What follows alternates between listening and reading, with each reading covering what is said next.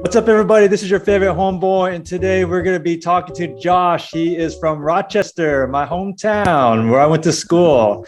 And we're going to be talking about his investments there as a short-term rental investor, his property management company. So if you've ever been interested in investing in short-term rentals in Rochester, the Fingerlakes region, upstate New York, you want to check out this video. So stay tuned for the rest of this video.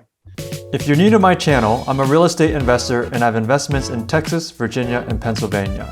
In addition to that, I also own a property management company where we manage hundreds of units in the Austin, Texas, and Northern Virginia markets. I love hiking and I love skiing and traveling, and I try to do that as much as I can and use those opportunities to meet new people and discover new markets to invest in.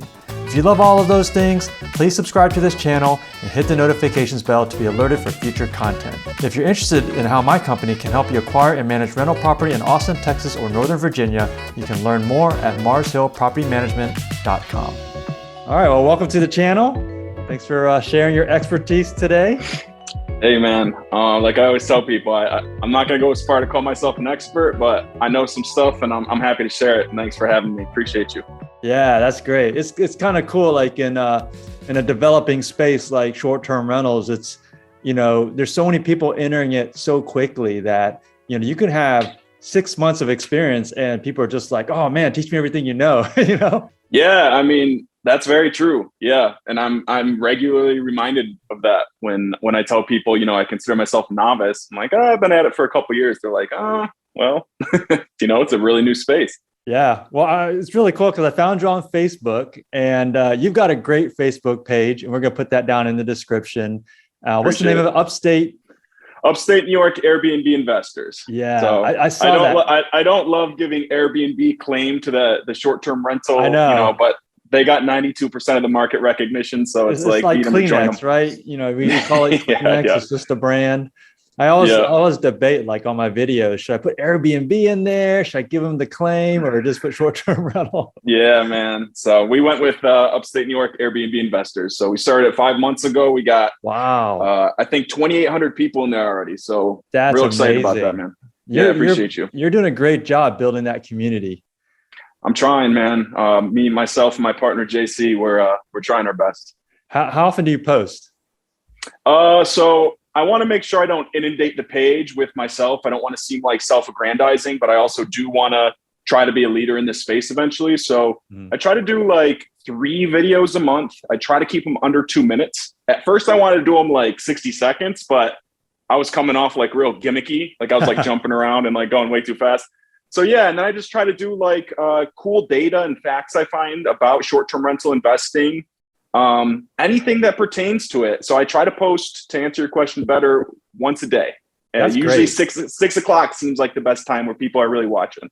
Yeah. Today's your post. You just came out with a short-term rental calculator, right? I saw that. That was not me. That was my partner, JC. But man, that thing is really cool. So that's neat. It's good, man. He worked really hard on it. I mean, it accounts for everything. So we're really excited to offer that, bring value. I love it, man. We're going to talk about that a little bit more later when we get into the numbers. But hopefully that'll encourage people to look up your Facebook page in the description and join, especially if they're interested in upstate New York. Yeah. We try to bring universal value, but yeah, we focus on upstate New York. So now tell me how you got started, man. Give me the origin story. All right. So the origin story is this. I'm a teacher full-time. I'm still a teacher. I work with juvenile delinquents and like at-risk youth. And it doesn't pay really well, as you can imagine. So I've always kind of had that looming over my head, like, you got to make money another way as well. So I bought a house at auction. I did my first flip. I did real well on it. I was also trading cryptocurrencies at the time when Ethereum and Litecoin were still considered altcoins. Yeah. So, I cashed out my cryptocurrencies and got out of the cryptocurrency game. And I cashed out on my first flip. Like I said, I did well. I rolled into my current property, which is a massive undertaking. It's 3,600 square foot. It's got a garage with like a loft and a turret. It's a Victorian. I built a 650 square foot fitness center up there, and I had to do everything in the house. So, huge project. So I'm about like, it's not about how many doors you have. It's about having the right doors. I'm a firm believer in that. So this house was the right door. It got me a lot of equity. And so far, we've been able to use that equity and turn it into 5 different short-term rentals. Man, that's great. Yeah. So you've used the equity in that first property. Did you do like a cash out refi, or did you flip it? Okay, cash out refi. Home equity line of credit. I'm highly against flipping. Yeah, I don't love flipping. Yeah. I did it my first time because I had to, but I don't plan on doing any more flips. I flipped, but I flipped for the equity. BRRR. Okay. Yeah. Okay. So when you say BRRR, you're still keeping the house. You're just doing a refi, cash out refi. That's what you're right. doing. Okay. Right. For those of you that they don't know what BRRR is, why don't you tell them what that means? Buy. Oh, let's hope I get it right. renovate, So buy, rehab, refinance, repeat. I feel like I'm missing an R in there. Yeah, so that's good enough. Yeah. So wow, so that your first house kind of led to these other Airbnbs, because with that HELOC, you were able to do that.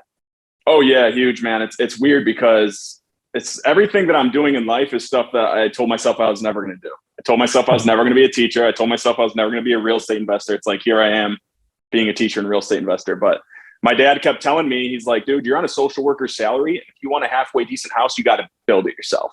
So I bought a house for like $57,000 and I made it nice myself. It was really disgusting. Did you do all the work, or were you managing? Yeah. My first house, I did all the work. It's really important to me. Like, I don't want my, I want to scale. Scaling is really important to me. Mm-hmm. And I don't want to be like some Poindexter pencil pusher. You know what I mean? I want to be able to show up on the construction site and command a little respect, know what to do. Yeah. So I did my first house completely on my own. My dad helped me. But besides that, completely on my own. And then my properties from here on out, I'm trying to fire myself as much as I can, but I still get my hands dirty. I love that. Well, I just want to tell you, Josh, that social worker background is a good background. My friend also did social work in Rochester, and now he's like all into real estate investing. So maybe there's a little path that leads to that. There's a connection there.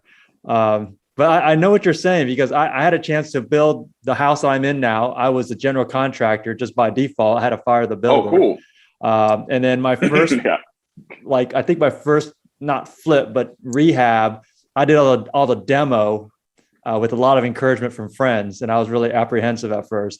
But just by doing that, I feel like miles ahead when I show up on a flip or any type of renovation. I know what to look for. So I know exactly what you mean. Yeah, it's a huge asset to have. So you got started with that. How many years ago was that? So I bought my first house when I was 25, and I'm now 32, going on 33. So actually, I think I've been 24. So 8 years I've been doing real estate investing. Nice. Now, how did you pick the places you're in? Because you grew up in Rochester, is that it? Yeah, so I grew up I always tell people Williamson, but I went to Wayne Central. And, my first house I picked because it's all I could afford. My second house I picked because I absolutely loved it. I'll tell you a quick funny story. After I cashed out my cryptocurrencies, I got my little money from my first flip. I was kind of feeling myself, I'm a big real estate guy now. So I started going to the auctions, and there's this guy that's in the Rochester area. He's an Indian gentleman, and he buys up everything. He's a well-known investor in the area. So he happened to be at this auction for this house I wanted in Penfield. And, I'm talking all this schmack. Oh yeah. Penfield's beautiful. Yeah. Great. It was a great house. It was a split level ranch. Wow. Didn't need anything. I don't know how it was even an auction. To make a long story short, I'm in there kind of like talking smack to the guys, like, guys, I'm going to get this house. I got the money. I'm going to live in it. I'm going to house hack. I don't have any overhead. I'm going to do all the work myself. Just let me have it. You know what I mean?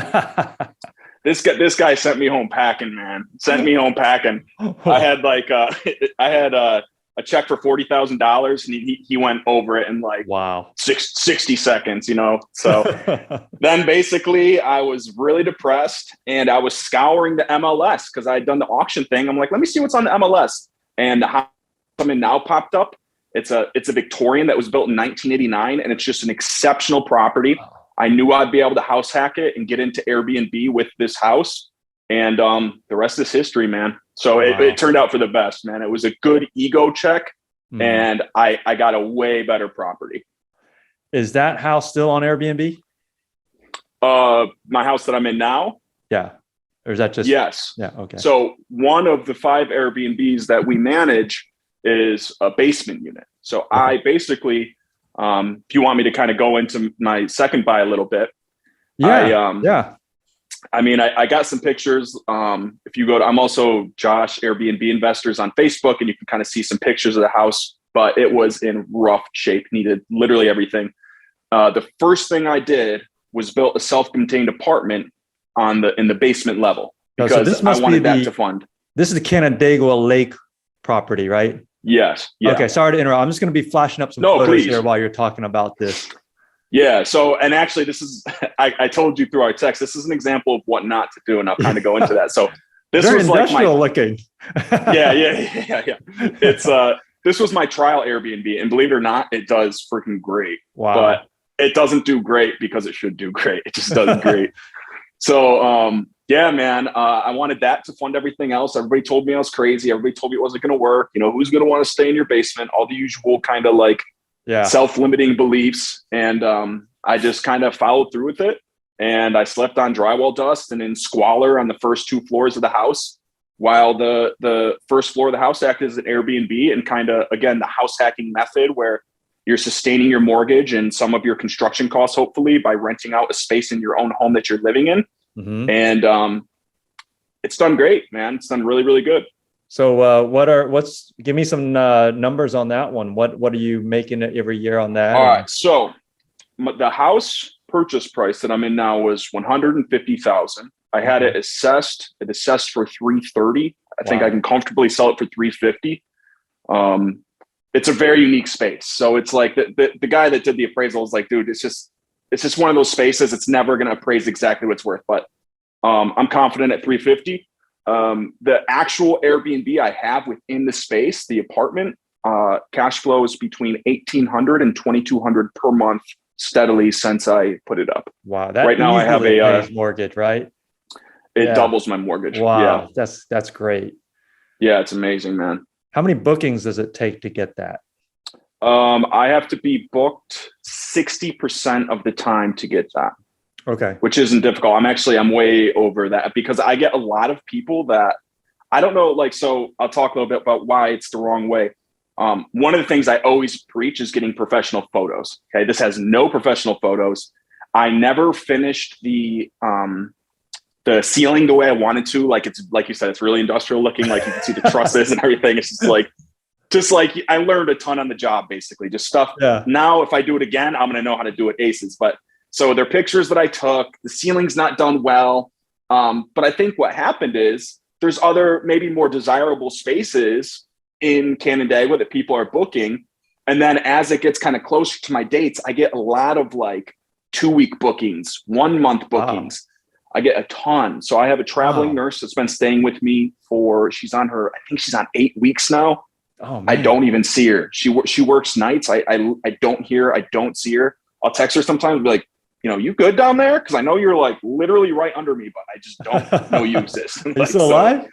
Yeah, exactly. So it's the house hack of all house hacks. It exceeded my expectations, and I honestly don't even feel worthy of it, because I need to do a lot of work down there that I intend on doing once I can get a break between, clients. Yeah. This is a great example of just how on Airbnb, it's very forgiving. Like, you don't have to have it all together. I mean, it looks like you have one of those kitchen pot racks as a light for your bed. I do, yeah. But you're kicking butt. Yeah, I do. You're you're knocking it out of the park. That you noticed that. Yeah, it literally, that's what it is. And I didn't know that at the time. I'm a dude. I'm like, I know. It's a light. I just kind of threw it up there. And why is this pot on this light? yeah, exactly. But yeah, you're right. It is very forgiving, but it's not always going to be that way. Yeah. The Pareto principles are going to start to set in, and it's going to become more competitive. You're right. And I got to tighten up, and I plan to, but we got a lot going on right now. So you got to forgive myself a little. That's cool, but you got to learn somewhere. You got to start somewhere. Now on the other end of the spectrum, you got the Ontario Beachouse, right? I'm going to be posting some pictures here while you're talking about that one. That one Yeah. looks beautiful, man. Did you have like an interior designer go through there? Or is No, that you? it looks beautiful because I didn't do it. Okay. That I was my about to partner, say. JC. So JC is a little bit more astute than I am. JC, when I did my space, I really rushed it because I had so much stuff going on. Mhm. I still had an entire top 2 floors of my house that were not done. I had a girlfriend that didn't love that. So I had to go, man. I had to start getting an income. I was not cash flush anymore. I wanted my HELOC so I could pursue other properties. So it was just kind of a recipe for not being ready. Yeah. And like I said, it cash flowed so good from that point. I just never, fixed it up because I have other properties, I have other things going on. So the Ontario Beachouse, which JC and I managed together, again, he was a little bit more of a seasoned investor than I when he went in. He had time to do it right. It wasn't, he didn't build an apartment from scratch. It was a duplex that already existed. Mhm. So, he took his time with it. He did it right. He was financially stable. He also has like a dumpster rental business, Gateway Dumpsters. Oh, wow. And he still does cryptocurrency. So he's good on money. He didn't have to like rush like I did. So yeah, he produced a really beautiful space that we now manage. That's great, man. Yeah, I saw that. It's beautiful. And yeah. how far is that from Rochester? So that is in Charlotte. So the first house I flipped is about 2 miles away from the Ontario Beachouse. The first house I flipped was on Holcroft Road in Charlotte. And it's probably like 15 miles from Rochester. So it's not as close as you might think. Oh, that's not that far either. No, it's not that far. Charlot, Charlotte. 2 T's, 2 T's and an E. Yeah, I've never heard of that town. Must be a kind of small It's town. nice. The data on it's really good. We liked the data from AirBnB that we were seeing and just kind of being familiar with the area. Anytime you get the water, that's a good thing. So we felt good about it. He was ready to move and he did. And like I said, now we're managing it and it's doing really well. Cool. So yeah, that looks like it's closer to Buffalo, right? You gotta go. No, that's a different Charlotte then. Yeah, you might be on the wrong Charlotte. Okay. Well, Ontario Lake is north of Rochester, so that wouldn't make sense. Okay. I'm pretty bad with the orientation stuff. Yeah, I see Lake Ontario is like right north of Rochester. I was thinking Lake Erie, which is west. Oh, so okay. Yeah. You got that one on Lake Ontario. You got the one that's actually 2. It's a duplex. Okay, so you got 2. Oh, you got both sides. But yeah, it's 1. But okay. Yeah. And in Canandaigua, which is the Fingerlakes, right? What else areas do you have? So we got another one in Springwater. We bought a cabin there that is in need of a lot of work. We didn't love the numbers on it. We liked them. And we felt that we had a decision to make. Either we can go through the winter and not have anything at all and wait to buy in spring, or we can buy something that we just kind of like and have a project over the winter. And we decided to pull the trigger on it. So we purchased that for $70,000. Wow. The numbers work on it. It's just, it's more work than we would like. And it's a bitch to heat. Sorry. I don't know if I can say that in here, but it's very difficult to do a home equity line of credit. Okay. So, wow, that's also Finger Lakes too. Yeah. And I love like I say, the data on Finger Lakes looks real good. We try to be data driven. We don't want to just be like going with our gut instinct. We want to have facts and statistics that point us in the right direction. So yeah, that's the Springwater one. And it's like a genuine log cabin. It's cool. Like 600 square foot. It's got a loft. It's on the side of I don't know why I don't know how you delineate between a mountain and a hill, but it's pretty big and, it's pretty steep. So you decide what it is, but it's like down a dirt road. I mean, it's cool, man. It's really cool. Now, if you had your choice for the whole upstate New York area, would you say kind of like that Finger Lakes would be kind of like the cream of the market there?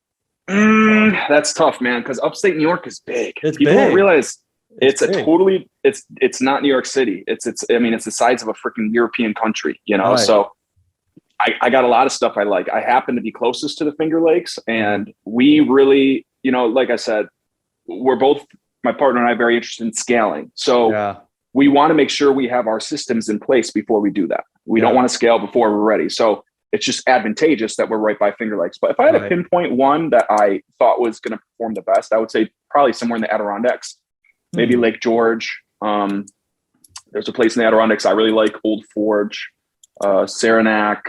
Lake Placid. I mean, I would have to see the actual data, but there's probably some places in the Adirondacks that outperform the Finger Lakes, but not if you're right on the water.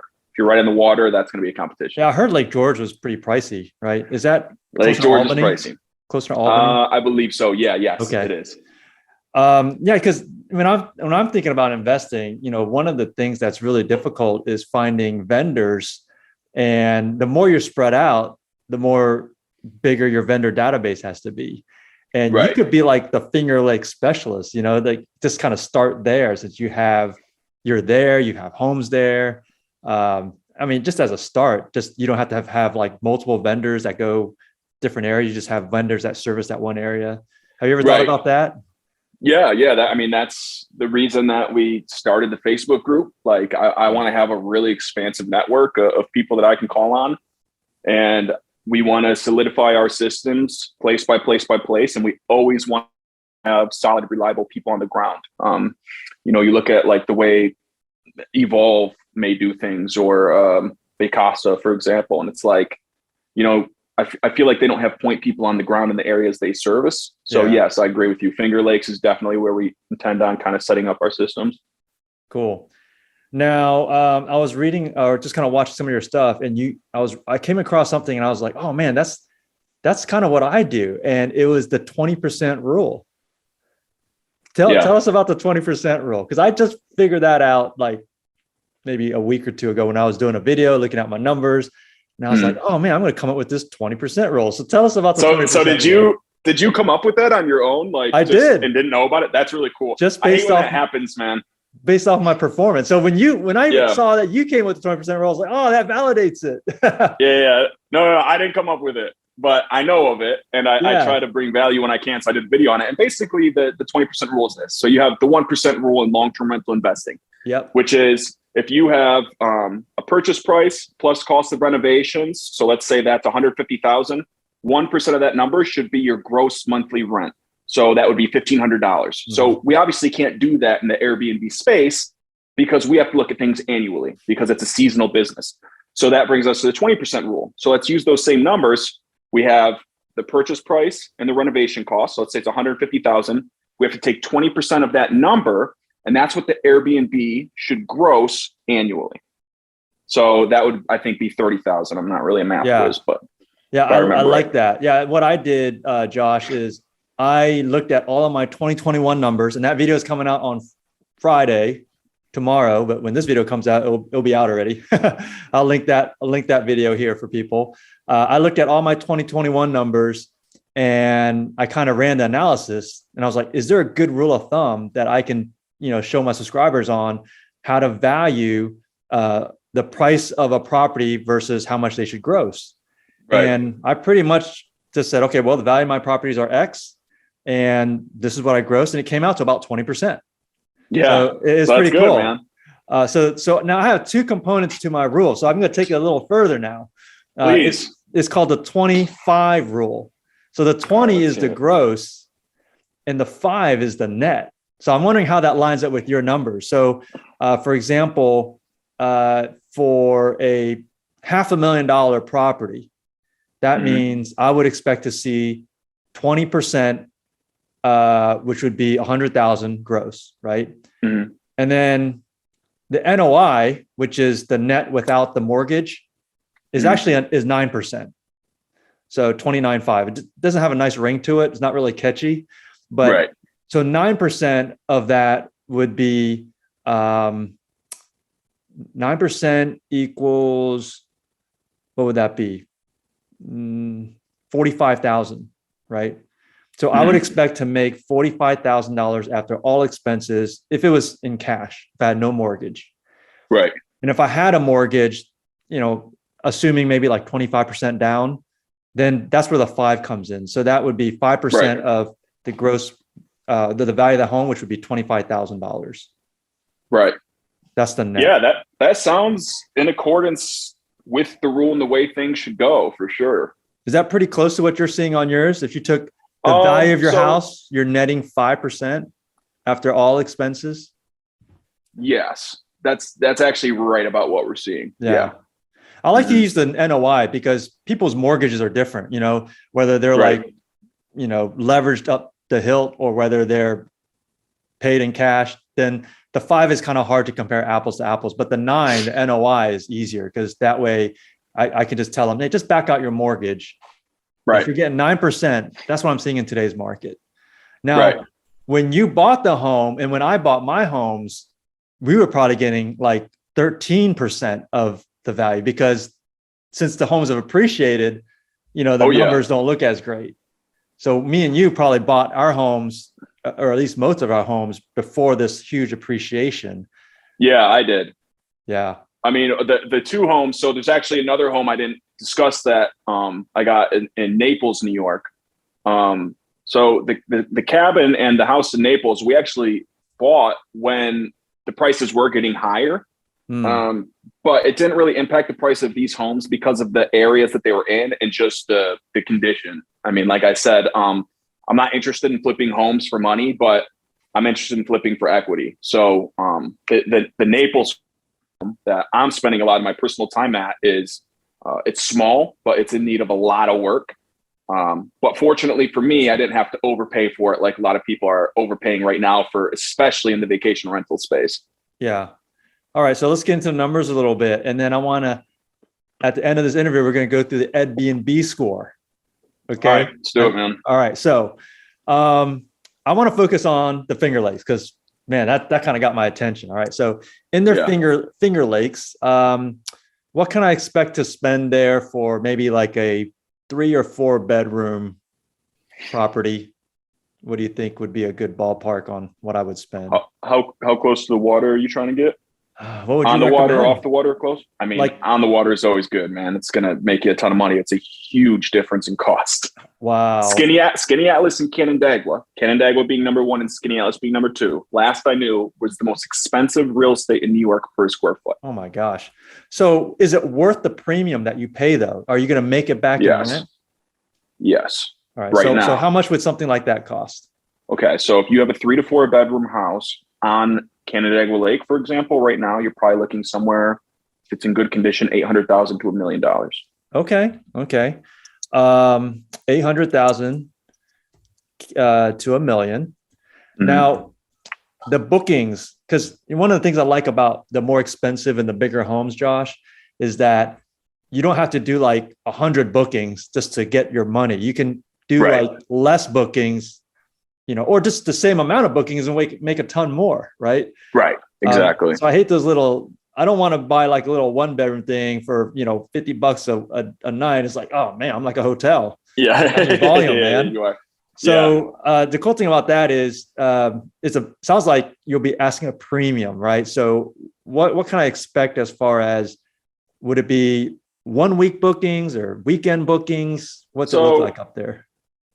There's actually one of my mentors. He has about 70 doors. He has a place in Naples on the water that he got for like $200,000. Like, just don't ask me how he got it.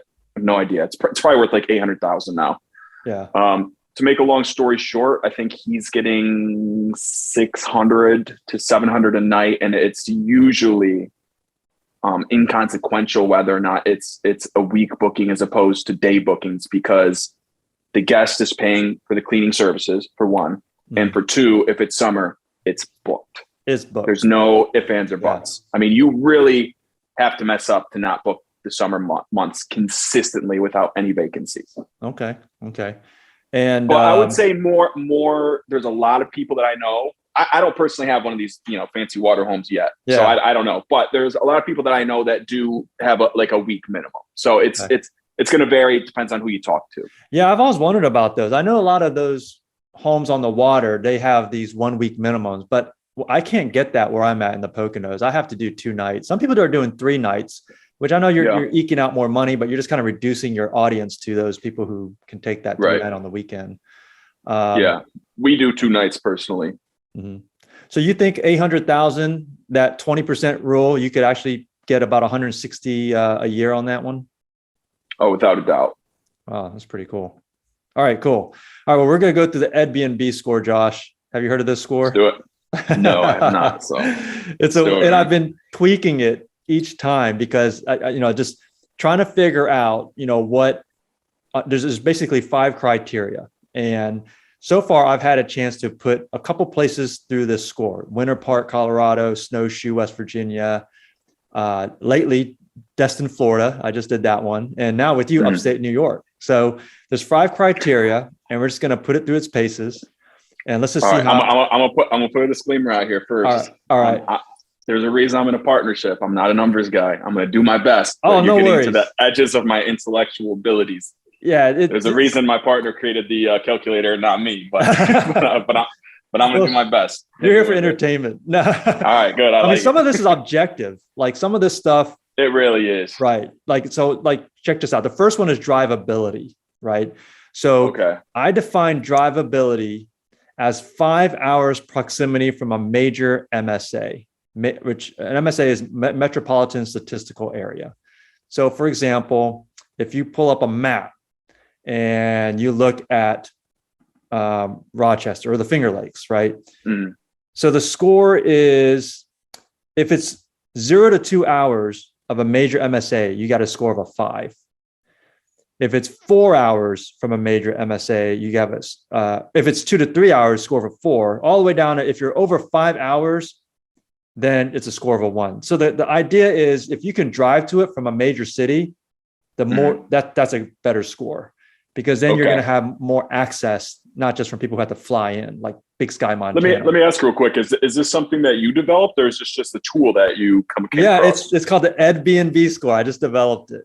So it's cool, man. That's awesome. Yeah. Send that my way so I can put it up on the page. Sure. So for example, Buffalo, right?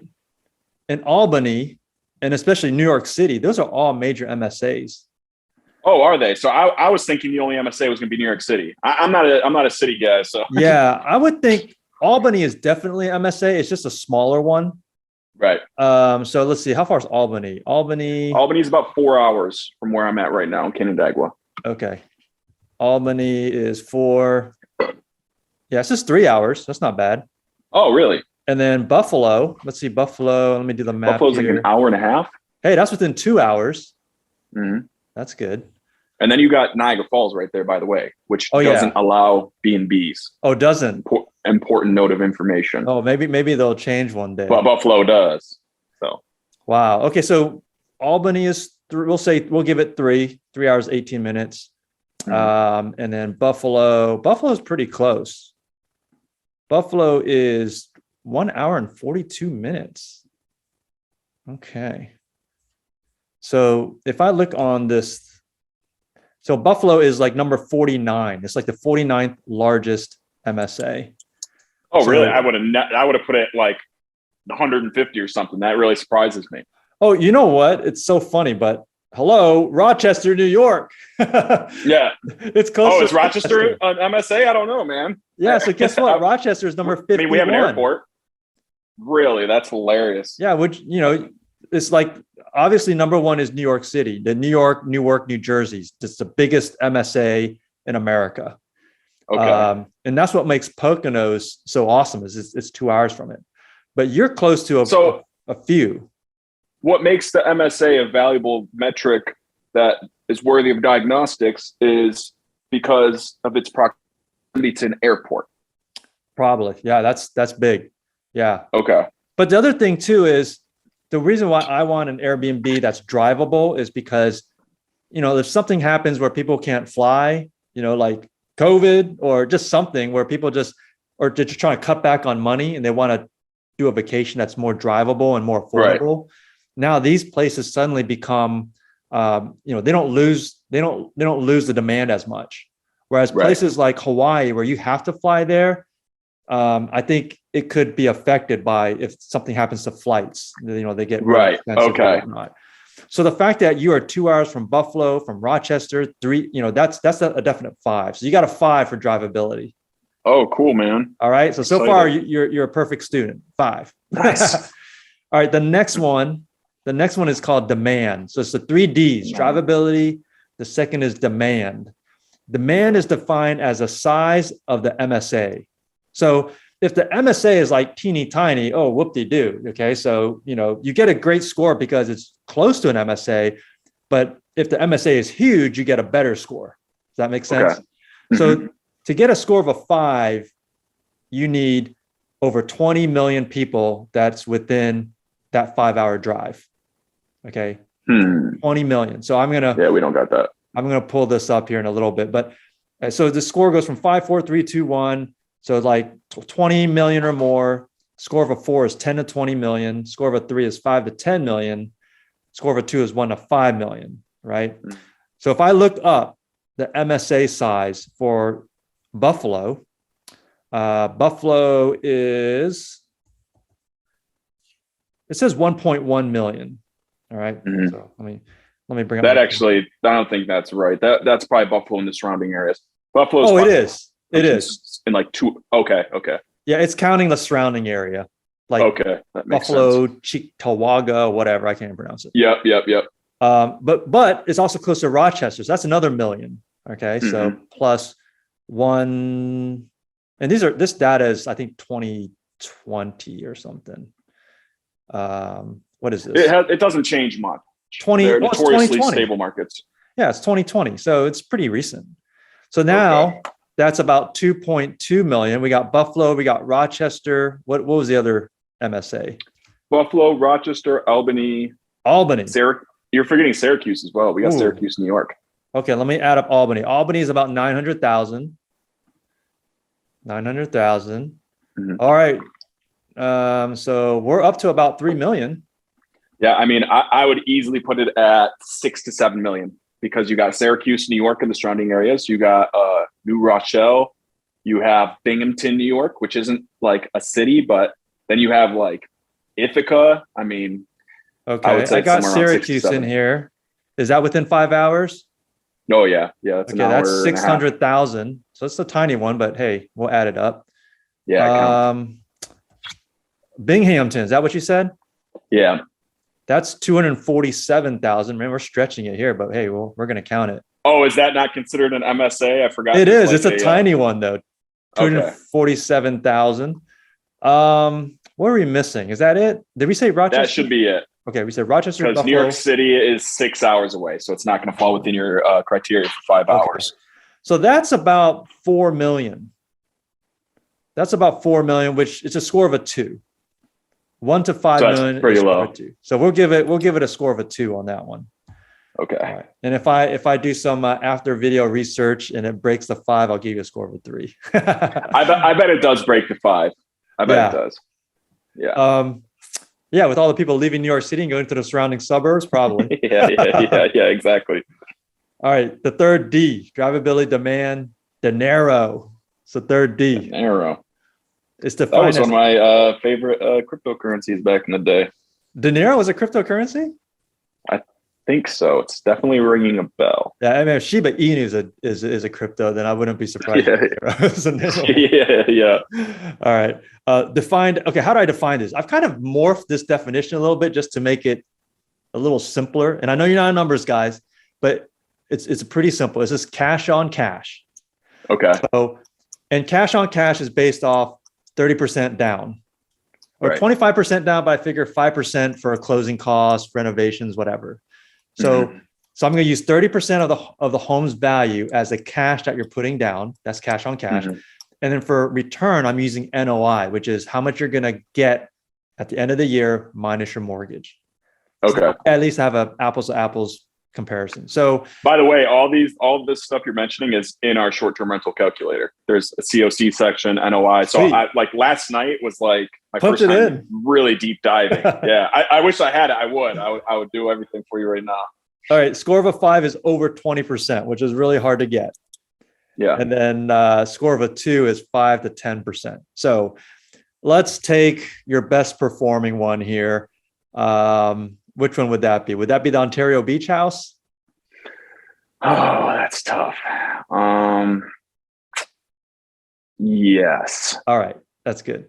What's the value today on that house?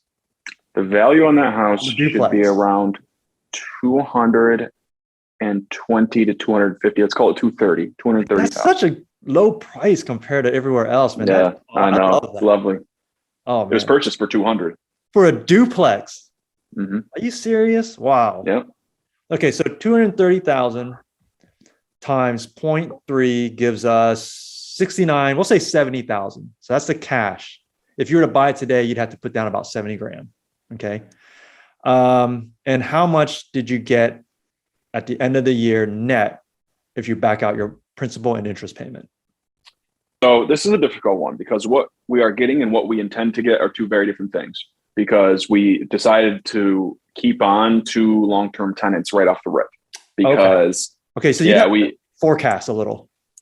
Yeah, but if I mean, we have our Price Labs data on it, and we have our AirDNA data on it, and we feel really good about at 65% occupancy yielding 2,100 from both units.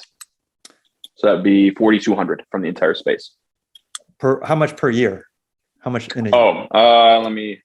4,200 times 12. You got a calculator in front of you? Yeah, I do. Let me just write this down so I don't forget the cash outlay. So you said how much? 4,200? Yeah. Times 12? Yep.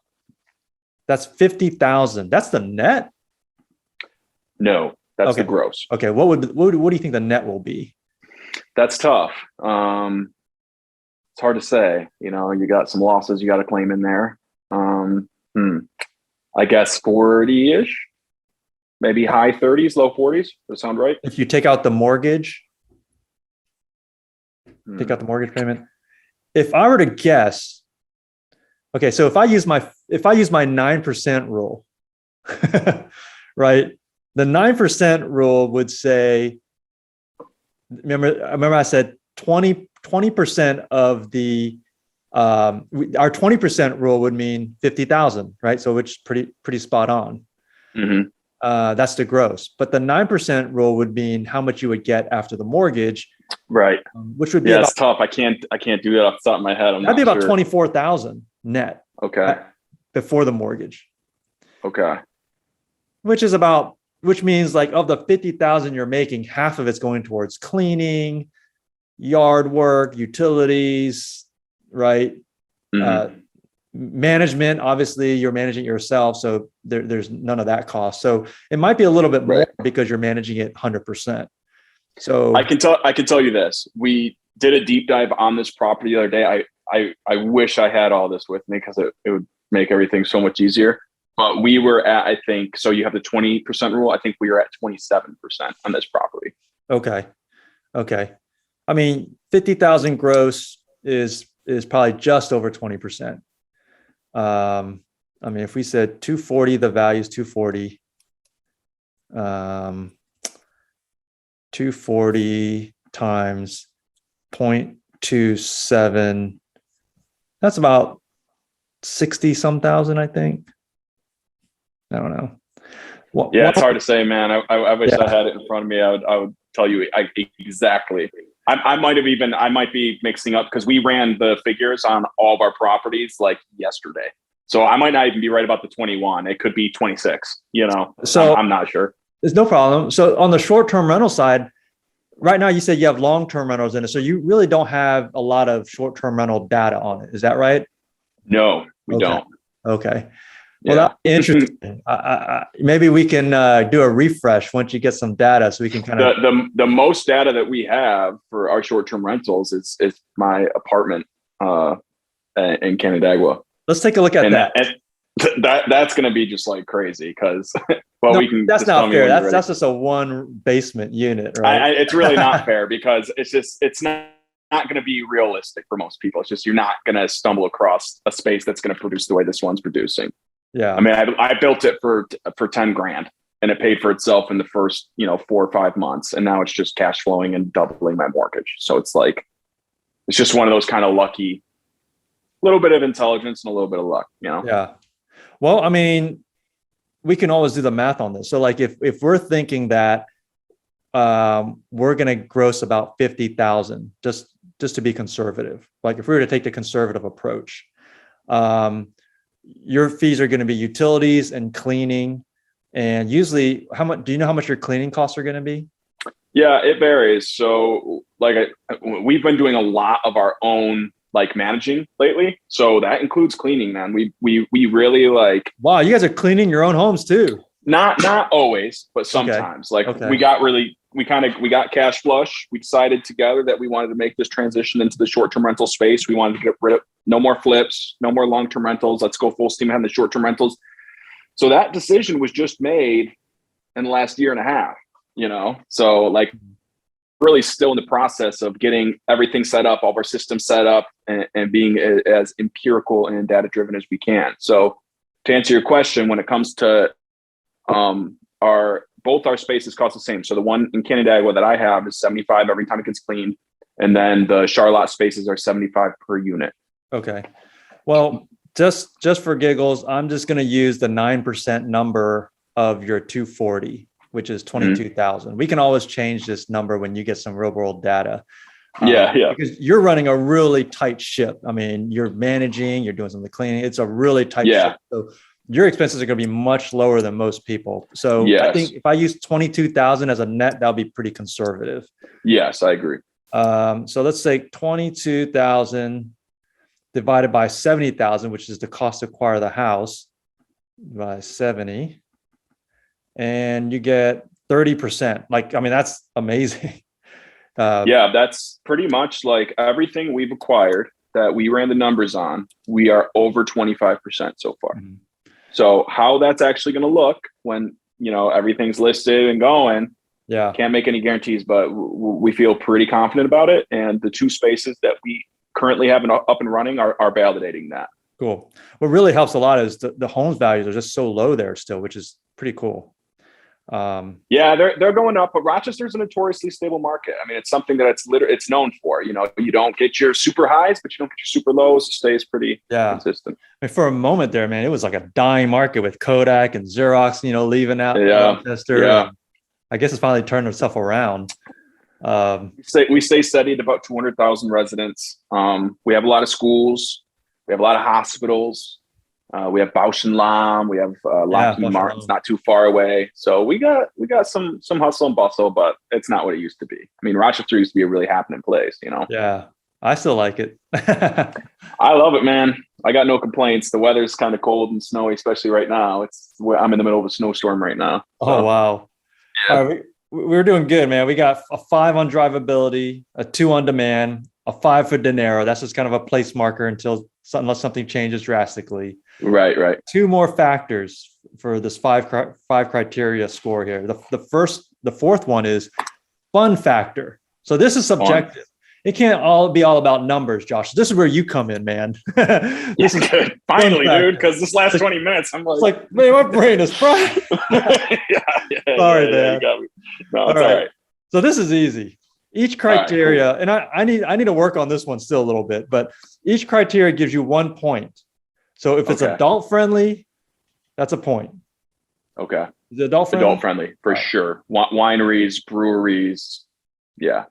Yeah. You got the water, you got stuff to do on the water, adult and kids. So that's 2 points, because adult friendly is 1, kid friendly is the other. Absolutely. I would say both.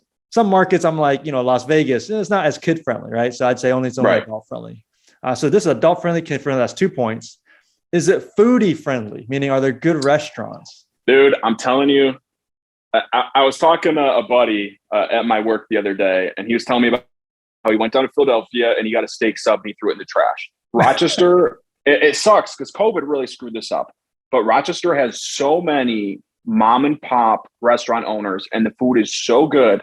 Where I live in Canandaigua, I could go 15 miles in any direction and I could go to 20 good restaurants. Wow. If you go down to like the Canandaigua Strip, there is good restaurant after good restaurant. You can get Thai by night. You can get Chinese. You can get Max Philly cheese. You can get Nolan's. There's a place in Clifton Springs that's world renowned. It's a Italian cuisine. I forget the name of it. But yes, I would say for food, absolutely. Man, you're making me hungry. We should not record this so late. Yeah. The Bellas, man. It's the home of the Bellas. Yeah. Dude, it's hilarious you say that. I was just at a meeting last week and the owner's son was at the meeting. I was talking to the guy. Yeah. Wow. Yeah, he's a real good dude. I forgot his name, but he was really cool. He's dipping his toes in real estate and he was talking about running the Bellas. So, well, you tell him he's got a fan right here. I'm gonna let him know. Yeah. Okay. That's awesome. Okay. That's an easy one. Foodie friendly. Some of these short-term rentals, they're kind of like in remote places and it's not as big a deal. A lot of people, when they're renting these homes, they like to cook, they got the place with the full kitchen, but some people like me, I love checking out the restaurants when I'm going to a new place. For sure. So it matters. I think that's a good metric. Yep. Okay. The fourth one, and I guess I only have 4 criteria here: 3 or more seasons of activity. So I think I was going to do if you had 1 or 2 seasons, I'd give you a point. But if you had 3 or more seasons, I'd give you that 5th point. Now, Canandaigua is cold, man. All right, let me hit you with it. Okay. All right. So, what do you do in the winter? Outside. So, you can't really see out there. I see it. Snowing. It's snowing. So we have Bristol Mountain. Okay. So and we have Swain, and we have Hunt Hill private ski resort. So we have a lot of skiing and snowboarding. We have ice fishing on all the lakes. Oh man. I mean, there's snowmobiling is not great. I wouldn't throw that in there we got snowmobiling. It's not like the Adirondacks, but it's there. So I would personally argue that we hit the winter season, but it's subjective, Yeah. There's still things to do if you are looking. Yeah. So how far is the ski from you guys? So Bristol Mountain is about 25 minutes away. Oh man, that's nothing. No, it's not. We had a guy, my mentor had a guy working for him for a little bit, real good guy. And he was trying to learn the ropes. He was from Vermont. He happened to be from Burlington, where Bernie Sanders is from. Not to get political, love me some Bernie, but the real estate market isn't great under Bernie's type of philosophies. So he came down here to try to learn the real estate market. And long story short, he was stoked about Bristol Mountain, and he was from Vermont. He's like, "Oh, Bristol Mountain's great." He was so excited to go up there and try it out. So it's known and it's good. Yeah, I mean, we got some winter stuff. Ice fishing. Every time I drive to one of the properties, there's tents all over the lakes. People ice fishing. What would you say is the worst 2 months? The slowest. I would say 2 months. Winter would be the worst. Okay. And spring. Okay, in spring. Okay, mm-hmm. That's cool. So fall and summer, 100% absolutely should meet any criteria. They make up for it, man. For sure. Fall and summer. Yeah. All right, this is good. I'll give you a 5 on that. Fun factor. Sounds fun. Yeah, I was there with a bunch of my wife's cousins, and I forgot which Finger Lake it was, but we had those jet skis, and you could have motorized stuff on the lake. It's dope. Yeah, it's dope. Awesome. You could not the wineries are. We get so many people that come here just to go to the breweries and wineries. Wow. They drive around and they load up on their wine and then they go home. Where I think I'm not a wine drinker or a beer drinker, but for Moscato or something, it's the #1 destination in the world. Wow. All right. Yeah. Put that on my bucket list. Yeah. All right. Ready for the 5th factor? You want to guess what that one is? Let's see if you get I haven't written down here. I should know. What else would make a Airbnb really good or make or break an investment? I should know. You're going to say it and I'm going to be like, duh. We went over cost, right? Right. Went over cost, performance, right? Regulations and laws. Boom. You got it. Yeah. You're awesome, man. This is my side of the business. So we got fun factor and we got friendly factor. How friendly are the ordinances and the license laws and all that stuff? So 5, let me give you the ranking and you tell me what it is. Okay. Okay. 5 is none. 4 is some restrictions. 3 is vague. 2 is restricted. And 1 is very restricted. I would have to say 4, and I'll tell you why. So, for starters, I'm actually not a lot of people kind of have this idea. It's why buy the property? I can do what I want. People work really hard to get where they're at in life. And I don't think it's fair that if somebody works really hard to buy a house in the lake, that they have to put up with daily parties next door. Yeah. So I'm okay with some regulations, some restrictions, and some rules. Yeah. I think it's important. We don't have a ton of regulation, but we do have regulations. There are rules that you follow, I think, around Canandaigua Lake and some of the other Finger Lakes. I know Watkins Glen, for example, which is a really cool area. And I think it's at the tip of Seneca Lake. They outlawed B&Bs completely. There's no STRs in the city of Watkins Glen because so many people were operating without getting a license. Is that Canandaigua or is that close to Canandaigua? No, Watkins Glen. It's probably 50 miles away. Okay. I'm telling you, man, it's like little cool town after little cool town in the Finger Lakes. There's probably 10 of them that are noteworthy. It's really neat. So Yeah, I would say, I mean, maybe a 3.5, but probably a 4 relative to others. I know, like, where I have one in Naples, I just went and paid my taxes. I'm like, so what am I going to have to do to get this place up to snuff as a short-term rental? They're like, nah, nothing. Whatever. Like, all right, cool. She's like, get a C of O. Get a C of O, you'll be fine. But then if you contrast that with Bristol, I mentioned Bristol Mountain. Bristol's notoriously difficult. You have to go to like a town board meeting to get your STR approved. So there is some regulation, but if you follow the rules, you'll be fine. Okay. So for your properties on the Finger Lakes, for the most part, do you have to just get like an annual license or something? So far, we are not in any spaces that require any type of annual license or anything besides the CFO. The only areas that we know of that will have to run into that are Bristol, Watkins Glen, and then some basic regulations in the city of Canandaigua. I'm in the town of Canandaigua. It's different. Then you're almost like 4, borderline 5 then. I guess it depends on what town you're in, because that's really easy. If you don't even need a simple license, that's awesome. I mean, I'm trying not to be like too high on my area, but yeah, I mean, it's like I said, we don't have a lot of issues. All right, let's give a total score here. We got a 5 drivability, 2 demand, that's 7. 5 for Dinero, that's 8, 9, 10, 11, 12. 5 for fun factor, that's 17. And then 4 more for friendly factor, 21. That good? That's good, man. I'd say, I mean, would you say most of the places around the Finger Lakes are like yours where they don't even need a permit? Or 50-50 or what? I don't know for sure. This is something that's on my to-do list, actually. In starting up our property management company, we want to make sure we form good relationships with the local municipalities and really understand the rules and regulations. But I would say as of now, the majority is the Wild West. All right. I would also say I don't think that's going to last. Yeah, that's right.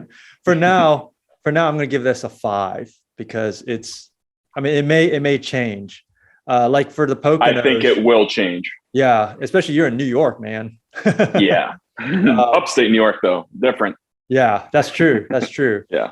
In the Poconos where I'm at, it was kind of like where you're at now. And then the regulations started developing, and then it kind of flipped. Once you're at a 5, you could go from a 5 to a 4 or a 5 to a 2. It's like, it depends on where they go, right? What county? Did you guys go to a 2? I'd say we're at a 4, but there are some places that are like at a 2. Yeah, they won't even allow it. I've been reading up on the Poconos. I spent some time in the Poconos vacation rental Facebook groups, kind of poking around, and it's an interesting spot, man. I want to go check it out. I want to go down there and see what's happening. Hey, so far you're tied with Winter Park. They're 22 points also. So. Oh, really? You guys are well, cool, man. I hope, like I said, I hope I didn't oversell it. I tried to be as accurate with the numbers as I could. I should have had something a little bit better prepared, but I didn't. No, but man, it's fine. It doesn't surprise me that we got a high score. It doesn't surprise me at all. It's in accordance with the data that we have and what we've been doing. Yeah. All right. So what's your next goal, man? What do you want to do next? All right. So my goals are as follows. 1, I want to certainly breach 5,000 members of Upstate New York Airbnb investors by the end of the year. All right. We are going to launch Vibe short-term rental management in the spring on May 1st. And I would like to acquire at least 10 properties that we are personally managing. Awesome. We would like to acquire at least 2 more properties that we're going to post under our own personal umbrella. We are going to launch our 2 other short-term rentals also by May 1st, hopefully. It's a little bit wonky right now with like furniture shortages and stuff and coming up with money to buy everything, but we're pretty confident. And besides that, man, just try to pursue happiness, try to be a good boyfriend, try to be a good person, keep working with my kids. Money's cool, but money's a tool. You know what I mean? So there's other things that are a lot more important in life that I need to also focus on. Hey, man, it's awesome that you recognize that now because, sometimes you get into it. You got to have your values now, right? And you got to know what's important now. Yeah. Priorities. It's good. Yeah. Like the first thing that I discussed with my partner when we kind of started to kind of feel each other out was like morality and ethics, because I think that's the foundation of any good partnership. Cool. It's cool, man. Hey, this has been a great interview. You've educated me a lot on the area. And I think I'm going to be looking at the Fingerlakes maybe. All right. Just don't outbid me. No. I'm going to be working with you. All right. Good, man. I enjoyed this, man. This was really cool. Again, we got a free short-term rental calculator at Upstate New York AirBnB investors. Join the group if you'd like. Cool. All right. I got a bonus question for you. Last one. Let's hear it. When are you going to get back into crypto? Dude, my partner's killing it right now. He, the other day we show up at the cabin. It's like literally 0 degrees. There's no heat. He's like, oh, I just made $30,000 on this NFT, and I'm just like, I'm sitting here like busting my ass, like not making anything yet. And like, it's hard because I have people in my sphere that are doing it. So yeah, I don't know. I'm going to consider it. We'll see once the cash flows in where it starts going. You know what I mean? Yeah, the market's down a little bit now, but I think NFTs are bucking the trend. So yeah, now's the time to get in though. I believe in it. Let's put it that way. I believe in blockchain technology. I fully believe in crypto, and the more money I get, the more I will siphon off to get into crypto. I hear you. Yeah, we got the same strategy.